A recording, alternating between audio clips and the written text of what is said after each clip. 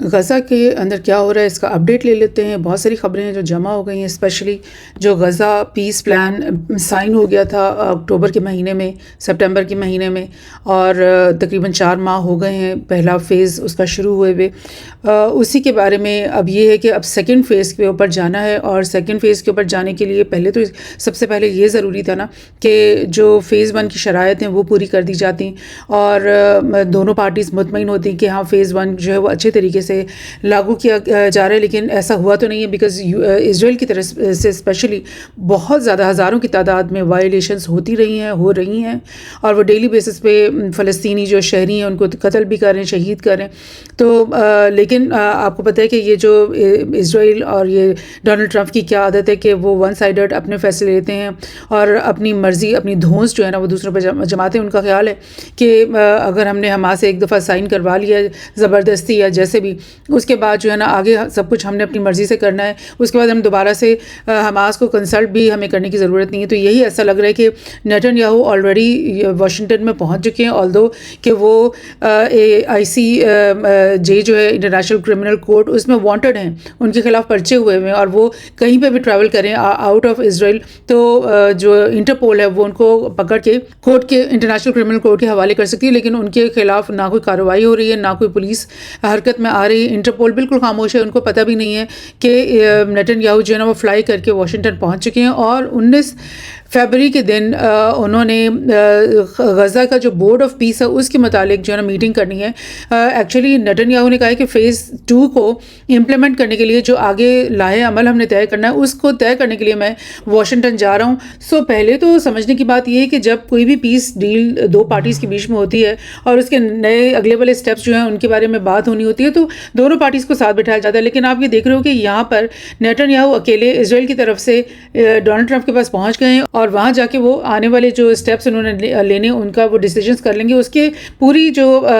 Negotiation ہے، جو پوری ٹاکس ہیں، اس میں نہ حماس کا کوئی یعنی ڈیلیگیشن ہوگا، نہ ان کا کوئی ریپرزینٹیٹیو ہوگا، نہ ان سے پوچھا جائے گا.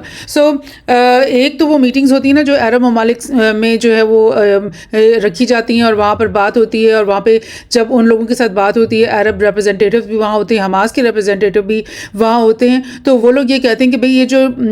پیس ڈیل آپ نے ہم سے سائن کروائی ہے، یہ اس میں بہت ساری چیزیں ابھی انکلیئر ہیں، ابھی یہ کنفیوژن ہے اس میں، اور مزید جو ہے نا ان کو آگے جانے کے لیے ہمیں مزید نیگوسیشن، مزید چیزوں کو کلیئر کرنا ہے آپس میں. لیکن وہاں پر وہ ایک الگ سینیریو ہوتا ہے، اور یہاں پر نیتن یاہو کو اکیلے ادھر بلا کر کے اور ٹرمپ کہے گا کہ ہاں آپ بتاؤ تم نے کیا آگے کرنا ہے، اور پھر اسی کو کیا جائے گا دھونس سے، زبردستی سے، کیونکہ ٹرمپ کے پاس ملٹری پاور ہے جس میں وہ بے شمار آرٹلری، بے شمار جو فائٹر جیٹس ہیں، میزائلز ہیں، ان کی ترسیل مستقل طور پہ اس نے جاری رکھی ہوئی ہے اسرائیل کے لیے، اور اسرائیل کو وہ لیس کر رہا ہے ٹو دا ٹیتھ جس کو کہتے ہیں نا، وہ اس کو لیس کیے جا رہا ہے. اور یہ جو آپ دیکھ رہے ہو نا کہ 4 مہینے سے پیس ڈیل سائن ہوئی ہے کہ حماس نے بالکل حملے کرنے بھی چھوڑ دیے، ویپنز بھی انہوں نے رکھ دیے اپنے. تو اس کا یہ بھی مطلب ہو سکتا ہے نا کہ اسرائیل جو ہے وہ بہت زیادہ ڈیفیٹ فیل کر رہا تھا، بہت زیادہ اس کے اوپر حملے، بہت زیادہ اس کی املاک تباہ ہو رہی تھی، اس کے لوگ بھی مارے جا رہے تھے، اور پولیٹیکلی اسرائیل جو ہے نا وہ بہت زیادہ ڈیسٹیبلائز ہو رہا تھا، کیونکہ اسرائیل کے اپنے شہری آئے دن اور ہر ہفتے جو ہے وہ اسرائیلی گورنمنٹ کے خلاف پروٹیسٹ کر رہے تھے، اور نیتن یاہو سے ڈیمانڈ کر رہے تھے کہ فوراً پیس ڈیل پہ سائن کرو. اور جو فوجی تھے، ایون جو IDF کے جنرل چیف تھے، انہوں نے بھی یہ بار بار کہا تھا کہ ہماری فوجیں تھک گئی ہیں اور ہماری فوجیں جو ہے نا مزید جنگ کرنے کے لیے ریڈی نہیں ہیں. تو یہ جو 4 مہینے کا ٹائم ان کو مل گیا نا، یہ ایک ریسپائٹ ان کو مل گئی ہے، ایک ری فریش ہونے کی اور اپنے آپ کو ری لیس کرنے کی جو نا وہ موقع مل گیا ہے. اسرائیل کس طرح سے دیکھتا ہے یہ سارے سینیریو کو، غزہ کے لوگ، حماس کس طرح سے دیکھتے ہیں اس سینیریو کو، اور دنیا کیسے دیکھ رہی ہے، وہ تینوں ایک ڈفرینٹ اینگلز ہیں. بیکاز دنیا میں ہم جیسے مسلمان ملکوں میں بیٹھے ہوئے ہم تو روز یہ دعا کرتے ہیں کہ بھئی آج پیس ڈیل سائن ہو، کل وہاں پر امن آئے، اور پرسوں سے جو ہے وہ غزہ کے اندر ریکنسٹرکشن شروع ہو جائے اور وہ ایک نارمل لائف کی طرف آ جائیں وہ لوگ. تو اس کے لیے کیا ہونا چاہیے وہ ہم دیکھ رہے ہوتے ہیں. مگر غزہ میں بیٹھے جو حماس کی لیڈرشپ ہے اور حماس کے جو ملیٹنٹس ہیں وہ اس طرح سے نہیں دیکھ رہے، وہ یہ دیکھ رہے ہیں کہ اسرائیل کس دن اور کیسے ان کی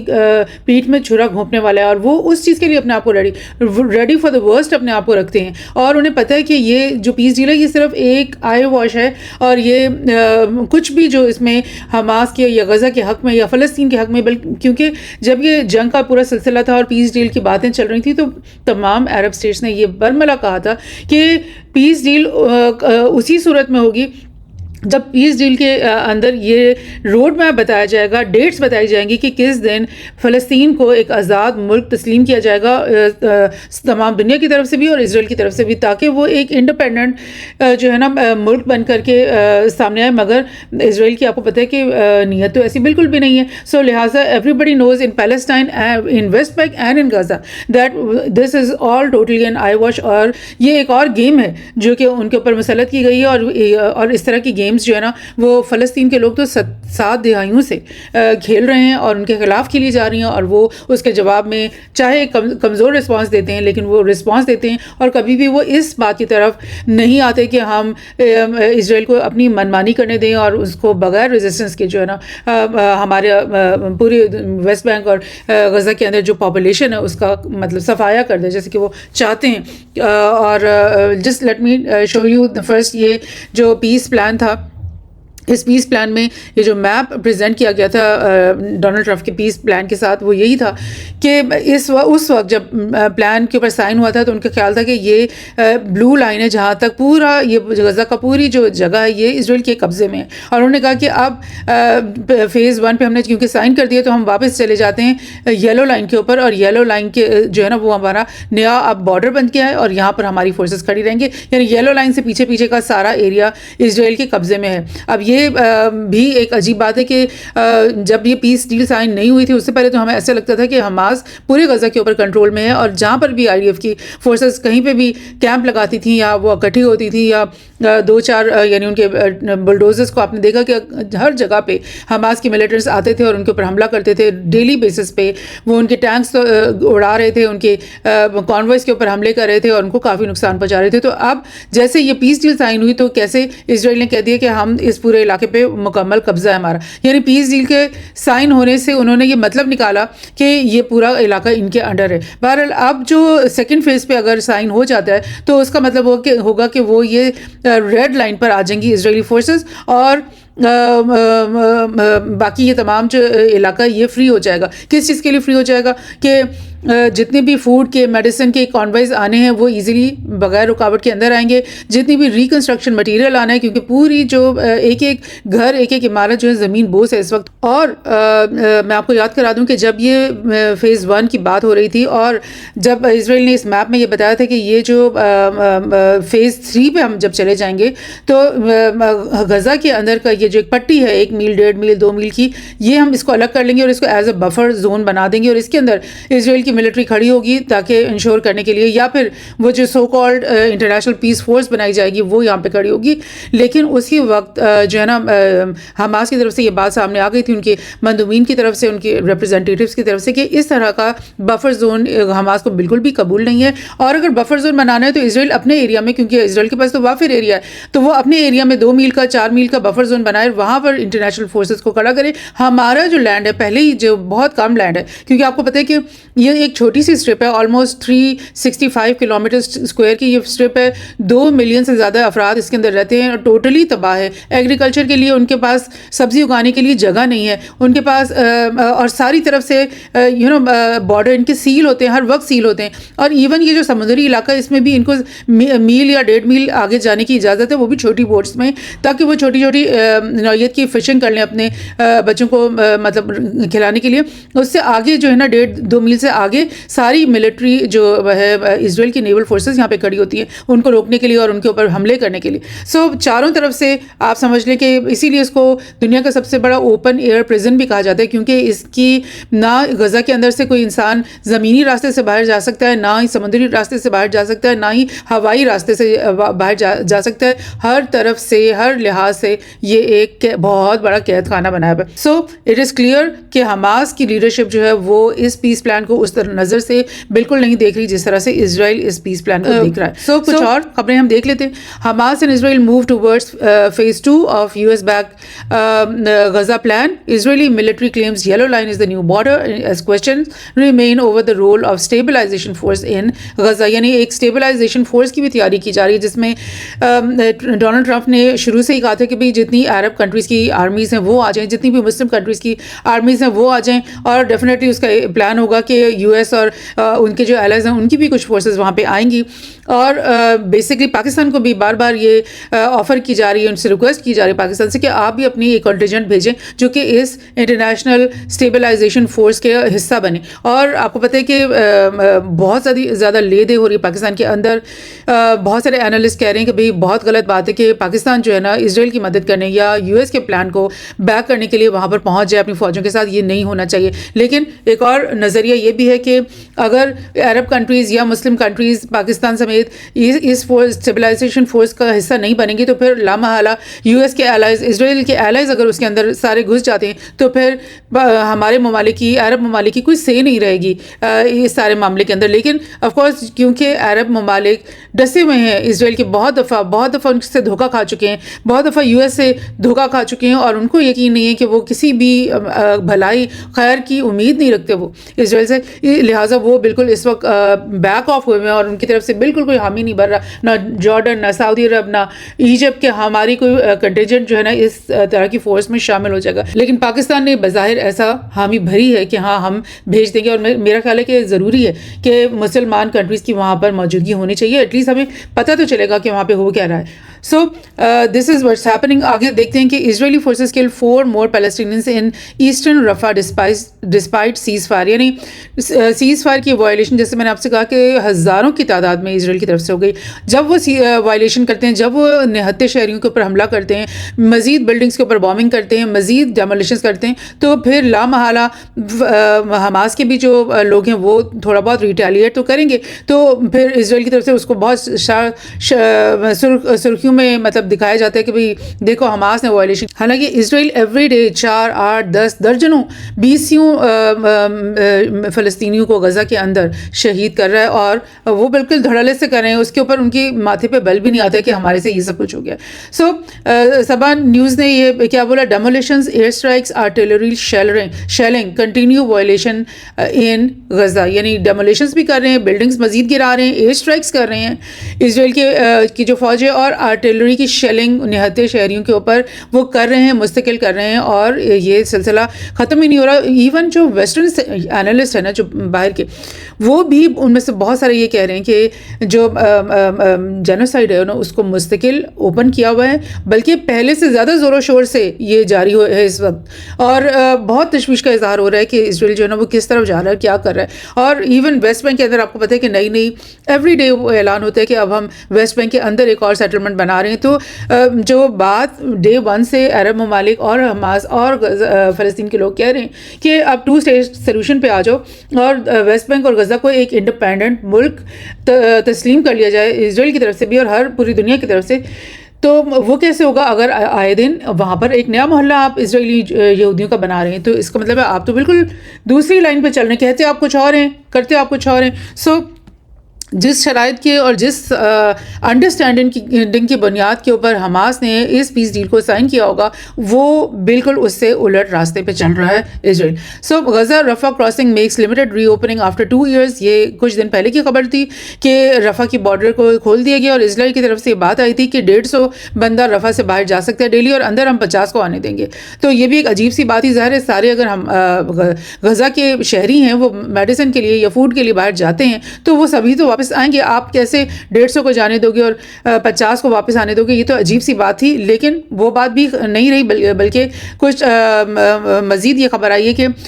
جسٹ 2 یا 4 لوگوں کو باہر جانے دیا گیا, وہ بھی سیویئر جو میڈیکل پیشنٹس تھے ان کو جانے دیا گیا, باقی کسی کو بھی نہیں جانے دیا. یعنی آپ ایک بات کو مان لیتے ہو, ایک بات کا اعلان بھی کر دیتے ہو کہ ہاں اب یہ فیز پہ ہم اس پہ آ گئے, لیکن آپ جب پریکٹیکلی کرنے کی بات ہوتی ہے تو آپ وہ نہیں کرنے دیتے, نہیں اس چیز کو لاگو ہونے دیتے. تو پھر وہ سیز فائر جو یو ایس بروکر کر رہا ہے وہ تو بالکل ہی ون سائیڈڈ لگ رہا ہے کہ بھئی ہماری جو باتیں ہیں وہ مانتے چلے جاؤ اور تم لوگ کے ساتھ جو ہم نے وعدے کیے ہیں وہ ان میں سے ہم ایک بھی نہیں مانیں گے. سو ایسا ہو رہا ہے. Indonesia says up to 8,000 troops being prepared for possible Gaza deployment. Indonesia نے حامی بھر لی ہے اور ایسا لگ رہا ہے کہ عرب اسٹیٹس جو ہیں یہ ذرا دور والے جو مسلم کنٹریز ہیں ان کو منا رہے ہیں, ان کو کہہ رہے ہیں, ان پہ دباؤ ڈال رہے ہیں کہ آپ لوگ اپنی فورسز بھیجو, کیونکہ ہم اس میں ڈائریکٹلی انوالو نہیں ہونا چاہتے. کیونکہ پہلے ہی آپ کو پتہ ہے کہ فلسطینیوں کے دلوں میں عرب جو نیبرز ہیں ان کے لیے بڑا بیڈ بلڈ ہے, بیکاز وہ سمجھتے ہیں کہ عربس نے ہمیشہ ان کے ساتھ دھوکہ دیا ہے. اب اگر ان کی فورسز وہاں پہ کھڑی ہو جاتی ہیں اور اس کے بعد اسرائیل اپنی منمانی کرتا ہے اور غزہ کے لوگوں کے جینوسائیڈ جاری رکھتا ہے, تو پھر سارا الزام کس پہ آئے گا؟ عرب اسٹیٹس پہ آئے گا کہ ہاں تم لوگ ان کے ساتھ مل کر یہ سب کچھ کر رہے ہو. تو اس خوف سے بھی عرب اسٹیٹس جو ہے نا وہ یہ نہیں کر رہے, اور ظاہر پاکستان بھی اسی خوف کی وجہ سے وہاں جانے کے لیے تیار نہیں, لیکن پھر بھی اس چیز کے اوپر غور کرنا بہت ضروری ہے. سو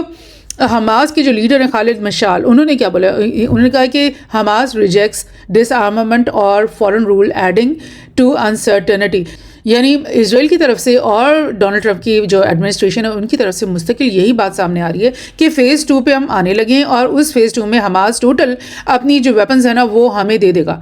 یا کسی انٹرنیشنل اسٹیبلائزیشن فورس کے حوالے کر دے گا. ٹوٹلی نہتے ہو جائیں گے. حماس کے اندر کوئی بندوق پکڑنے والا نہیں رہے گا شہری, اور وہ عام شہری بن جائیں گے. اور وہ جو بورڈ آف پیس ہے نا وہ ایک ٹیکنوکریٹ کا جو پورا ایک بورڈ بنایا جا رہا ہے, وہ پھر ہم غزہ کے اندر جو ہے نا ریکنسٹرکشن ورک شروع کریں گے. سو خالد مشعل نے کہہ دیا کہ ہرگز ایسا بالکل بھی نہیں ہوگا. حماس نے ریجیکٹ کر دیا کہ وہ اپنی بندوقیں, اپنے ہتھیار, اپنے میزائل کسی کے حوالے نہیں کریں گے. اور جو فورن رول کی بات ہے, یعنی وہ جو بورڈ آف پیس کے اندر جیرڈ کروشنر کو بھی ڈال دو, ٹھیک ہے,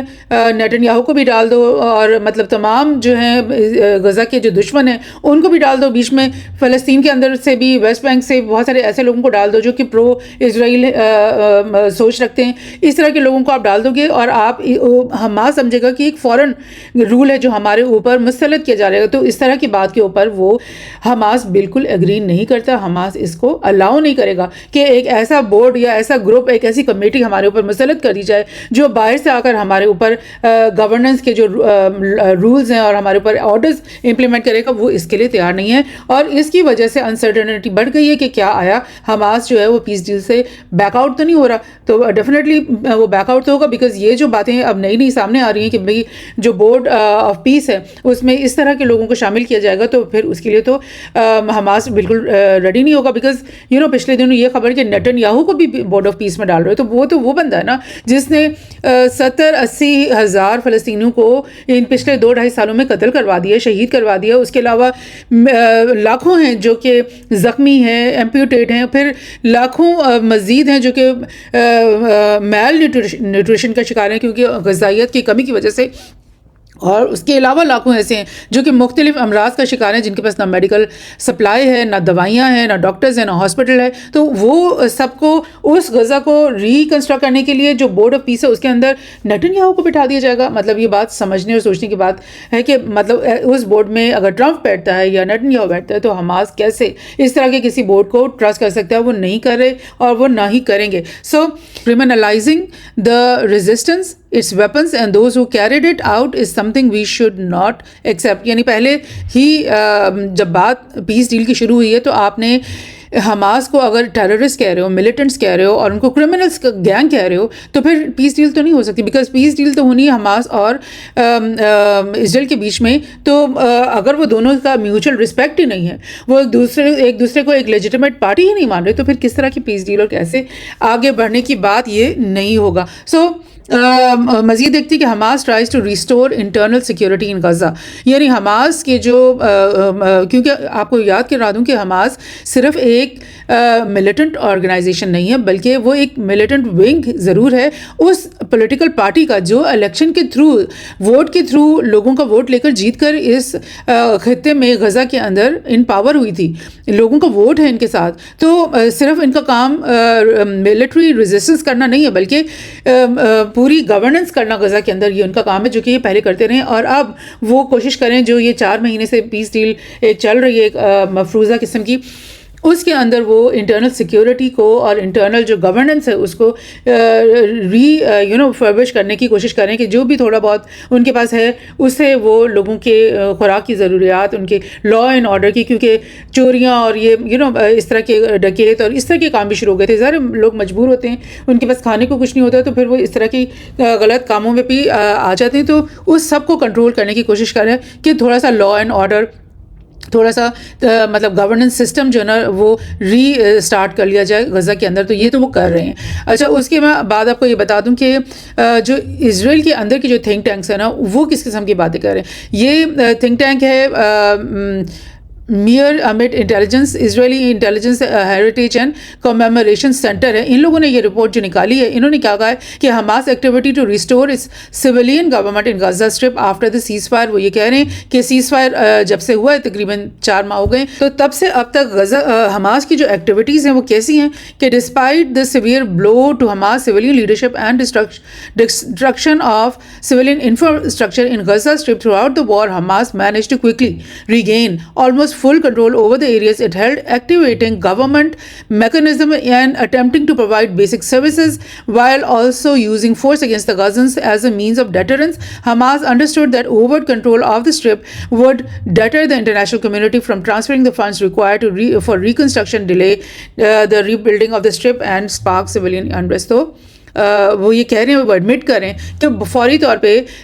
حماس نے غزہ کے اندر ایک جو ہے نا گورنمنٹ میکانزم کو دوبارہ سے ریسٹارٹ کیا اور ریکنسٹرکشن کی جو کوششیں شروع کیں، اور جو بیسک ان کی ریکوائرمنٹس، بیسک نیڈز ہیں ان کو لوگوں تک پہنچانے کی انہوں نے کام شروع کر دیا. تو ڈیٹرنس جو وہ کہتے ہیں نا کہ حماس کے جو ملیٹنٹس ہیں یا فورس ہے وہ کبھی کبھی غزہ کے لوگوں کے اوپر پہ فائرنگ کرتی ہے ان کو، بیکاز وہاں پہ چوریاں ہو رہی ہیں، وہاں پہ غلط کام اگر ہو رہے ہیں تو وہ اپنی پولیسنگ کو بھی وہاں پہ قائم رکھتے ہیں. تو وہ جب وہ کرتے ہیں نا تو پھر اسرائیل کی طرف سے آتا ہے کہ یہ تو اپنے لوگوں کو مار رہے ہیں.